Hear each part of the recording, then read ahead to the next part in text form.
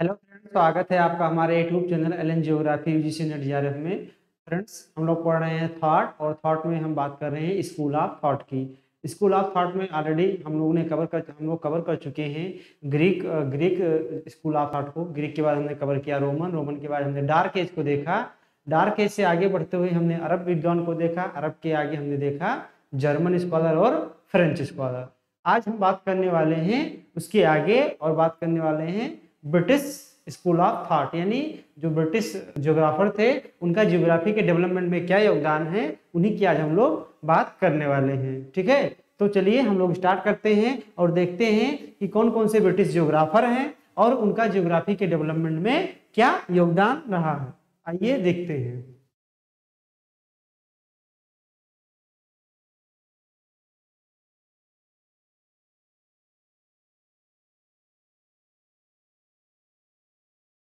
चलिए, contribution of British geographer. ठीक है,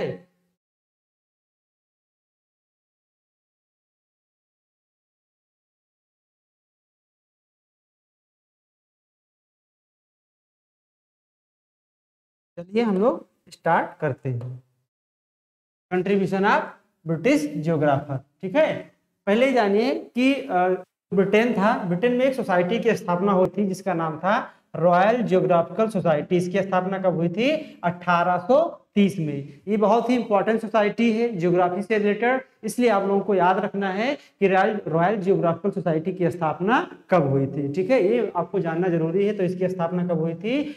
1830 में। ये पॉइंट आपको वन लाइनर पूछा जा सकता है आपके यूजीसी या अदर कॉम्पिटिटिव एग्जाम में। आइए हम पहले स्कॉलर को देखते हैं ब्रिटिश के, जो कि पहले स्कॉलर कौन थे? मैरी सामर बिले। ठीक है, कौन स्कॉलर थे? मैरी सामर बिले। तो मैरी सामर बिले की महत्वपूर्ण पुस्तक है फिजिकल ज्योग्राफी। इसी को हमको क्या करना है? याद रखना है कि फिजिकल ज्योग्राफी किसकी है? मैरी सामर बिले। मैरी सामर बिले के बाद बढ़ते हैं और एक बहुत बड़े विद्वान आते हैं जिनका नाम है एच.जे. मैकिंडर, यानी अल्फ्रेड जॉन मैकिंडर। ठीक है, मैकिंडर जो एक पॉलिटिकल ज्योग्राफी में जाने जाते हैं, यानी राजनीतिक भूगोलवेत्ता माने जाते हैं। ठीक है, तो आइए देखते हैं कि इनका ज्योग्राफी के डेवलपमेंट में क्या योगदान है। मैकिंडर महोदय ने एक जो है एक पुस्तक लिखे थे जिसका नाम था ब्रिटेन एंड ब्रिटिश सी। इन्होंने 1902 में। वैसे देखा जाए तो ये एक तरह से इनका एक पेपर था, रिसर्च पेपर था, जो 1902 में इन्होंने लिखा था। और 1902 में लिखा, इसका नाम क्या था? ब्रिटेन एंड ब्रिटिश सी। क्या नाम था? ब्रिटेन एंड ब्रिटिश सी। ठीक है, इसके आगे बढ़ते हैं तो हम देखते हैं कि उन्होंने एक महत्वपूर्ण पुस्तक लिखी, द जियोग्राफिकल पिवट। ठीक है, कि the geographical pivot of history. ठीक है, the geographical pivot of history. ठीक है, ये कब लिखी? 1904 में, यानी विश्व भौगोलिक धुरी। क्या? विश्व इतिहास की भौगोलिक धुरी। इसको अगर हिंदी में ट्रांसलेट किया जाए तो इसका अर्थ निकल के आता है विश्व इतिहास की भौगोलिक धुरी, the geographical pivot of history. ये पुस्तक कब लिखी गई थी? 1904 में। तो ये बहुत ही महत्वपूर्ण पुस्तक है। इन दोनों पुस्तकों को आपको क्या करना है? याद रखना है। इसके बाद एक और किताब ये लिखते हैं, डेमोक्रेटिक आइडल्स एंड रियलिटी। ये कब लिखते हैं? 1919 में। और इसी पुस्तक में ये क्या करते हैं, आगे चलकर आपको देखने को मिलेगा कि इसी पुस्तक में इन्होंने हार्टलैंड यानी हृदय स्थल का क्या दिया था? संकल्पना दी थी, जो कि राजनीति भूगोल की एक बहुत महत्वपूर्ण संकल्पना है। भले ही वर्तमान में उसकी रिलेवेंसी कम हो गई हो, लेकिन जब कोई भी थॉट दिया जाता है, मैंने आप थॉट को पढ़ाते समय आपको बताया था कि जब कोई थॉट दिया जाता है तो वो क्या होता है? अपने वातावरण से क्या होता है? प्रभावित होता है। अपने विचारों को, अपने आसपास के एटमॉस्फेयर से प्रभावित होता है। तो जब ये थॉट दिया गया था तो उस समय के कंडीशन में जब इन्होंने ये थॉट दिया था तो काफी प्रासंगिक था। भले ही इसकी आज प्रासंगिकता कम हो गई हो, लेकिन इसी के बेस पे, इसी को देखते हुए आगे बहुत सारे विद्वानों ने बहुत सारी थ्योरी डेवलप की, जो कि ज्योग्राफी के दृष्टिकोण से, जियोपॉलिटिक्स के दृष्टिकोण से बहुत ही महत्वपूर्ण साबित हुई। ठीक है, तो डेमोक्रेटिक आइडल्स एंड रियलिटी, जो कि कब लिखे थे? 1919 में। ठीक है, इनकी अगली एक पुस्तक है round word and binning of peace. ठीक है, ये 1943 में इस पुस्तक को लिखे थे। ठीक, 44 में लिखे थे। ये 1943 में इन्होंने लिखा था round word and binning of peace. ठीक है, इस पुस्तक को भी आपको क्या करना है? याद रखना है बाई डेट, डेट के साथ। ठीक है। डेट के साथ इसलिए याद रखना है क्योंकि मैचिंग द वर्ड में भी आ सकता है और ऐसे स्टेटमेंट भी नाम पुस्तक लिखी थी 1905 में। आपने देखा कि मैकेंडर साहब की पुस्तक है ब्रिटेन एंड ब्रिटिश की, और उसको सही लगा के चले आए, तो वो आपका क्या हो जाएगा, गलत हो जाएगा। इसलिए इनकी किताब का डेट या रेडजल की किताब का डेट जो आपको बताया गया है उसको क्या करना है, याद रखना है, ठीक है।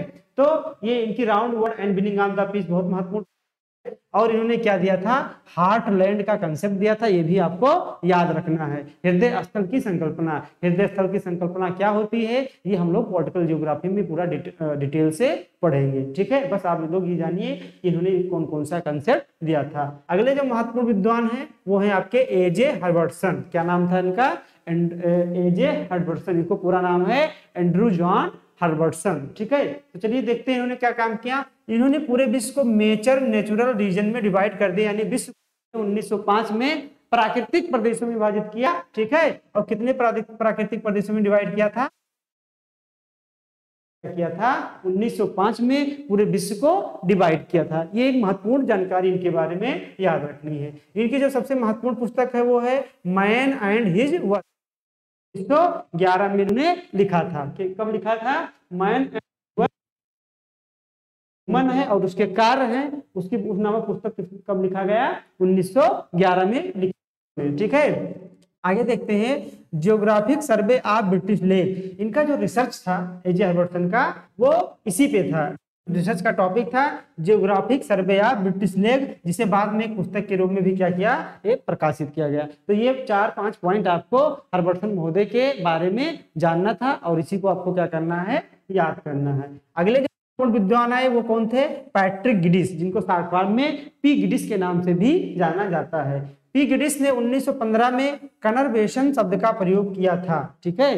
कनर्वेशन शब्द का प्रयोग किसने किया था, इसको हिंदी में बोलते हैं सन नगर। सन नगर क्या होते हैं, ये लोग हम बात करेंगे जब अर्बन जियोग्राफी पढ़ेंगे तो वहां पर बात करेंगे। थोड़ा सा हम आपको यहाँ बता दें कि सन नगर होते हैं, ये क्या होते हैं, जब कई नगर आपस में मिल जाते हैं, ठीक है, उसकी कुछ विशेषताएं होती है, तो उस नगर को क्या बोलते हैं, सन नगर बोलते हैं। इन्होंने एक पुस्तक लिखी सिटीज इवोल्यूशन। क्या लिखी, सिटीज इन इवोल्यूशन। इन्होंने एक पुस्तक लिखी जिसमें इन्होंने 3 तरह के शहर बताए। कौन कौन से, एक बताया इवोटेक्निक्स सिटी, एक बताया पैलियोटेक्निक सिटी, और एक बताया नियोटेक्निक सिटी। ये भी आपको याद रखनी है कि ये कई बार एग्जाम में पूछा गया है आपसे कि जो ईवो टेक्निक है या पैलियो टेक्निक है या नियो टेक्निक है, इसके बारे में किसने बताया था, तो पैट्रिक गिडिस महोदय ने बताया था। ये बात आपको याद रखना है। ज्योग्राफी में एक बहुत महत्वपूर्ण कंसेप्ट इन्होंने दिया, इस कंसेप्ट का नाम था प्लेस एंड पोल, ठीक है। इन्होंने ये कहते थे कि जो प्लेस होता है, ठीक है, प्लेस के आधार पे किसी क्या होता है, जो वर्क होता है वो डिसाइड होता है। यानी प्लेस के आधार पे क्या डिसाइड होता है, वर्क। यानी प्लेस का अर्थ यहाँ पर है इन्वायरमेंट और नेचर से, यानी जैसा इन्वायरमेंट नेचर होता है उसी के अनुसार वहां पर क्या होता है, जीविकोपार्जन पाया जाता है, ठीक है। और जिस प्रकार से जीविकोपार्जन होता है उसी प्रकार से वहां पर फैमिली डेवलप होती है, यानी लोगों का जो जीवन पद्धति है वो क्या होता है, डेवलप होता है। यानी इन्होंने इंपॉर्टेंस दिया यहाँ पर नेचर को दिया, बताया कि जैसे नेचुरल एनवायरनमेंट रहेगा, जैसे वहां की प्राकृतिक दशाएं रहेंगी, उसी के अनुसार कार्य किया जाता है, और उसी की जो जिस प्रकार से कार्य किया जाता है, जो जीविकोपार्जन का आधार बनता है, उसी के अनुसार क्या होता है, आपकी एक जीवन पद्धति सामने आती है, या फैमिली या लोग सामने आते हैं। लेकिन इन्होंने ये बताया कि जो ये कंसेप्ट है ये विकासशील देश के लिए, यानी डेवलपिंग कंट्री के लिए, किसके लिए है, डेवलपिंग कंट्री में ये देखा जाता है कि किसको महत्व दिया जाता है, प्लेस को महत्व दिया जाता है, यानी वहां के इन्वायरमेंट को महत्व दिया जाता है, और जो इन्वायरमेंट है उसके अनुसार जो कार्य होता है वो कार्य। ये बात इन्होंने देखा तो ये कहाँ लागू होती है, विकासशील देशों में लागू होती है। और ये बात काफी हद तक सही है कि जो डेवलपिंग कंट्री हैं अभी उन्होंने वो जो है इतने टेक्नोलॉजिकल एडवांसमेंट उनके अंदर नहीं आया है उन देशों में कि वो लोग क्या करें, जो नेचर है नेचर को थोड़ा सा पीछे ढकेल सके, यानी जैसा नेचुरल एनवायरनमेंट होता है उसी के अकॉर्डिंग वो लोग काम करते हैं, ठीक है। लेकिन फिर इन्होंने बताया कि अगर विकसित देश में बात किया जाए तो वो क्या होता है, वहां पर पहले फोल्क यानी वहां पर जो लोग होते हैं, ठीक है, लोग के कारण किसकी पहचान होती है, उनके कार्य और लास्ट में कार्य के आधार पे वहां का क्या होता है, इन्वायरमेंट बनता है। ठीक है, यहाँ पर आपने क्या देखा था, इन्वायरमेंट के अनुसार क्या होता है, कार्य होता है। कार्य का मतलब जीविकोपार्जन होता है। ठीक है, जैसे विकासशील देशों में देखा जाता है कि जो जैसे मान लीजिए अभी हमें कह दिया जाए कि आपको चावल की खेती करनी है, तो चावल की खेती के लिए हम लोगों ने इतनी टेक्नोलॉजी डेवलप नहीं कर पाए हैं कि अगर वर्षा ना हो, थोड़ी बहुत मात्रा में कम हो जाए, तब भी हम लोग उत्पादन को बढ़ा सकें। ठीक है, क्योंकि हम लोग क्या है, अभी इन्वायरमेंट बहुत ज्यादा है और इसी के अनुसार क्या होता है, हमारे कार्य होते हैं। कार्य का मतलब हो जैसा इन्वायरमेंट है, अगर इन्वायरमेंट आपके यहाँ तापमान ज्यादा है, वर्षा ज्यादा हो रही है, तो आप कौन सा कार्य करोगे, आप वहां पर चावल की कृषि करोगे। और जैसा वो कार्य करोगे उसी के अनुसार आपके लोग डेवलप होंगे, आपकी जीवन पद्धति डेवलप होगी। लेकिन यहीं पर विकसित देश में क्या होता है, विकसित देश में जो लोग होते हैं उनके कारण वो कार्य क्या होता है, कार्य को पहचान मिलती है, यानी लोग को इंपॉर्टेंस दिया गया। यहाँ के जो लोग होते हैं वो क्या करते हैं, वो कार्यों को डिसाइड करते हैं, ना कि ये कार्य लोग को डिसाइड कर रहा था। जैसे कि यहाँ पर, ठीक है, यहाँ पर क्या है, लोग कार्य को डिसाइड करते हैं। ठीक है, और कार्य के अनुसार क्या होता है, वहाँ का एनवायरनमेंट चेंज हो जाता है। जैसे आज आप बात कर रहे हैं हाइड्रोपोनिक्स एग्रीकल्चर की बात कर रहे हैं, या आप देखते हैं कि एक होता है फाइबर ग्लास जो खेती होती है, ठीक है, जो जिसको हम बोलते हैं ग्रीन, जो हम लोग बोलते हैं हाउस इफेक्ट जो होता है, जिसमें बड़े बड़े कांच के घर बनाए जाते हैं जो हाई लेटीट्यूड के कंट्री हैं, और उसमें क्या करते हैं, सूर्य की रोशनी को रोकते हैं, यानी जो हमारी एनर्जी होती है उसको रोकते हैं, और उसमें फल फूल की क्या करते हैं, सब्जी करते हैं। वहां पर एनवायरनमेंट को क्या किया उन्होंने, बीट किया। उन्होंने क्या किया, एनवायरनमेंट को बीट किया, और इन्वायरमेंट को बीट करने के बाद इन्वायरमेंट को बीट किया, इसीलिए कहा गया कि वहां पर लोगों ने क्या, लोग के कारण क्या हुआ, कार्य को इंपॉर्टेंस मिली, और कार्य के अकॉर्डिंग क्या होता है, वहां का इन्वायरमेंट देखो क्या हो गया, चेंज हो गया। वहां हाई लेटीट्यूड में भी तापमान ज्यादा हो गया। ठीक है, उन्होंने तापमान को कैप्चर कर लिया। इसको और एक अच्छे उदाहरण के साथ हम आपको समझाना चाहते हैं। जैसे अगर बात किया जाए जीरो लेटीट्यूड की, क्या बात किया जाए, जीरो लेटीट्यूड की, तो जीरो लेटीट्यूड पे हम 3 कंट्री का नाम ले रहे हैं। एक ले रहे हैं कांगो, क्या, कांगो, ठीक है, एक ले रहे हैं इंडोनेशिया, और इंडोनेशिया के साथ एक ले रहे हैं हम सिंगापुर। ठीक है, क्या ले रहे हैं, सिंगापुर। आप यहीं पर देखेंगे कि प्राकृतिक दशाएं सभी की क्या है, एक जैसी है। जितना तापमान कांगो को मिल रहा है उतना तापमान मिल रहा है इंडोनेशिया को, उतनी वर्षा उतना तापमान सिंगापुर को भी मिल रहा है। लेकिन आप लोगों ने, आप देख सकते हैं कि कांगो और इंडोनेशिया दोनों क्या हैं, दोनों विकासशील देश हैं भी, लेकिन जो सिंगापुर है क्या है, विकसित राष्ट्र है। तो इन्होंने क्या किया, सिंगापुर के लोगों ने क्या किया, देखो तापमान इन्वायरमेंट वहां का क्या है, सेम है, लेकिन सिंगापुर के लोगों ने क्या किया, अपने मेहनत के दम पे, अपने टेक्नोलॉजी के दम पे वहां पर डिफरेंट कार्य किए, और उस कार्य के कारण क्या हुआ, तो वहां का इन्वायरमेंट चेंज हुआ। यानी सिंगापुर को क्यों जानते हैं, सिंगापुर को वहां के लोगों के कारण जानते हैं। जबकि ये जो कांगो और इंडोनेशिया वाले हैं, ये टोटल क्या थे, ये टोटल नेचर पर डिपेंड रह गए। अब जब टोटल नेचर पर डिपेंड रह गए, तो इनपे ये प्लेस था, उसके कारण इनका वर्क हो रहा है, और वर्क के कारण ये लोग, इनकी फैमिली, इनके जीवन पद्धति डेवलप हो गई। तो आप लोग देख सकते हैं कि ये दोनों जो कंसेप्ट उन्होंने दिया, महत्वपूर्ण कंसेप्ट है, और ये बात सही है कि देखिए एक ही लेटीट्यूड पे सिंगापुर विकसित है और ये दोनों क्या है, विकासशील है। ठीक है, क्योंकि जो लोग होते हैं उनके कारण कार्यों को पहचान मिलती है, और कार्य के कारण बाद में क्या होता है, एनवायरमेंट क्रिएट होता है। यानी सिंगापुर वालों ने क्या किया कि एनवायरनमेंट जो नेचर था उसको क्या किया, अपने दम पे, अपने टेक्नोलॉजी के दम पे क्या किया, पीछे किया। ठीक है, क्या किया, पीछे किया। तो ये बात दोनों आपको क्या करनी है, याद रखनी है, और ये कंसेप्ट भी याद रखना है। और विकासशील देश में कैसे जो सीक्वेंस होगा, विकसित देशों में कैसा सीक्वेंस होगा, ये भी आपको याद रखना है, एग्जाम में आपसे पूछा जा सकता है। ठीक है, तो चलिए और विद्वानों को हम देखते हैं।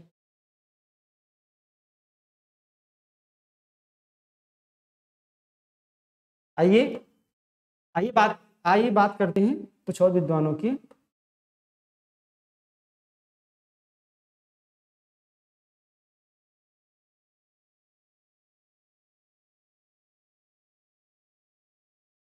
अगले जो विद्वान है आपके, वो हैं हर्बर्ट जॉन फ्लूरे। क्या नाम है, हर्बर्ट जॉन फ्लूर या फ्लूरे। ठीक है, इनका क्या योगदान है, तो इनकी जो एक सबसे महत्वपूर्ण पुस्तक है, उन्होंने लिखा द रेस ऑफ मैनकाइंड। क्या लिखा, द रेस ऑफ मैनकाइंड। ये बात आपको क्या करनी है, याद रखनी है। और जो इनकी अगली महत्वपूर्ण पुस्तक है वो है द कॉरिडोर्स ऑफ टाइम। कौन सी पुस्तक है, द कॉरिडोर्स ऑफ टाइम। तो ये दोनों पॉइंट आपको एच.जे. फिलिप्स के बारे में याद रखनी है। ये पुस्तक थोड़ा सा आपको जरूर याद करनी है, द रेस ऑफ मैनकाइंड, ठीक है, ये आपको याद होनी चाहिए। अगले जो विद्वान हैं वो बहुत बड़े भूगोलवेत्ता हुए ब्रिटेन के एल.डी. स्टैम, इनको शॉर्ट फॉर्म में डडले स्टैम भी बोला जाता है, ठीक है।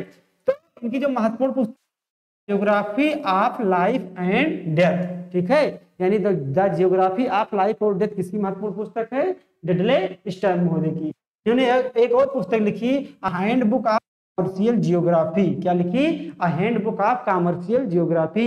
ये इनकी भी पुस्तक है। और एक राइटर हैं जी चिसोल्म, ठीक है, क्या है, जी चिसोल्म, जो जिनको हम इकोनॉमिक जियोग्राफी में पढ़ेंगे, उनको फादर ऑफ इकोनॉमिक जियोग्राफी,